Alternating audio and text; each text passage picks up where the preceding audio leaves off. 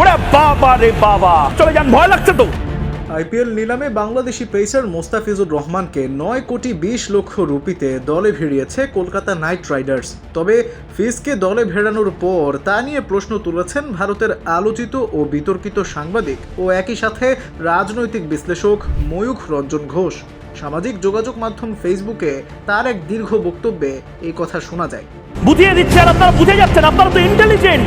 ময়ূখ রঞ্জনের হিসাব অনুযায়ী ভারতীয় মুদ্রায় 9,20,00,000 রুপি, বাংলাদেশি টাকায় প্রায় 12.5 কোটি টাকার সমান। তার বক্তব্য, আইপিএলের মতো একটি টুর্নামেন্টে এই বিপুল অঙ্কের অর্থ বাংলাদেশে পাঠানো হচ্ছে এমন এক সময়ে যখন বাংলাদেশে ভারতের বিরুদ্ধে জনমত ও বক্তব্য ক্রমান্বয়ে তীব্র হচ্ছে।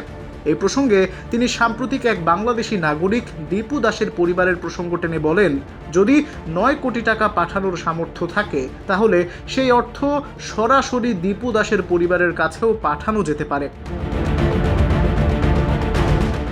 মোস্তাফিজুর রহমানের ব্যক্তিগত অবস্থান নিয়েও প্রশ্ন তুলেছেন ময়ূখ রঞ্জন। তার মতে, ক্রিকেট ও রাষ্ট্র আলাদা হলেও জাতীয় স্বার্থ পুরোপুরি উপেক্ষা করা যায় না। তিনি লেখেন, ভারত যদি শুধু বাংলাদেশি খেলোয়াড় ও শিল্পীদের আয়ের ক্ষেত্র হয়ে ওঠে অথচ তাদের অবস্থান বা বক্তব্যে ভারতের প্রতি বিরোধিতা প্রতিফলিত হয়, তাহলে ভারতীয় দর্শক ও ফ্র্যাঞ্চাইজিগুলোর সেই অর্থ ব্যয় নিয়ে ভাবা উচিত।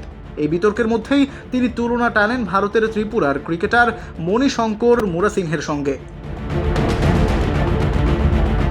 আইপিএল নিলামে 30 লক্ষ রুপি বেস প্রাইস থাকা সত্ত্বেও কোনো দল তাকে না নেয়ায় ক্ষোভ প্রকাশ করেন ময়ূখ রঞ্জন। তিনি বলেন, প্রয়োজনে আমরা সবাই মিলে টাকা তুলব, কিন্তু আমাদের দেশের একজন খেলোয়াড় অবিকৃত থাকবে সেটা মেনে নেওয়া কঠিন। ময়ূখ প্রশ্ন রাখেন, যারা আমাদের পতাকাকে অবমাননা করছে তাদের দেশে কেন কোটি কোটি টাকা যাবে? পয়সা কি কলকাতার গাছে ফলে? মোস্তাফিজুর রহমানের মতো আন্তর্জাতিকভাবে পরিচিত একজন ক্রিকেটারকে ঘিরে এই মন্তব্য সামাজিক যোগাযোগ মাধ্যমে নতুন করে বিতর্ক তৈরি করেছে।